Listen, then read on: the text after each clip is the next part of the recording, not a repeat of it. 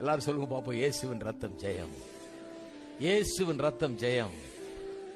நான் பார்த்திருக்கேன் எத்தனை ஆபத்திலிருந்து அது காத்திருக்குது, எத்தனை பிசாசின் கிரியைகள் இருந்து விடுவித்திருக்கிறது, எத்தனை பிசாசுகளை ஓட செஞ்சிருக்குது, எத்தனை ஜெயத்தை அது கொண்டு வந்திருக்குது, எத்தனை குறைகளை அது போக்கி இருக்குது, எத்தனை நிறைவை அது உண்டாக்கி இருக்குதுன்னு நான் பார்த்திருக்கேன். யாரும் இல்லைன்னு சொல்லவே முடியாது. இயேசுவின் ரத்தம் ஜெயம். அதான் ரத்தத்தை பற்றிலாம் பாடுறோம், ரத்தத்தை பற்றிலாம் கொண்டாடுறோம்.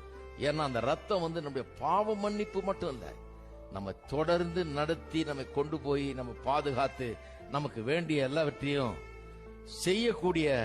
செய்வார் என்பதற்கு இந்த ரத்தம் நமக்கு உத்தரவாதம் அளிக்கிறது. ரத்தம் என்ன சொல்லுது?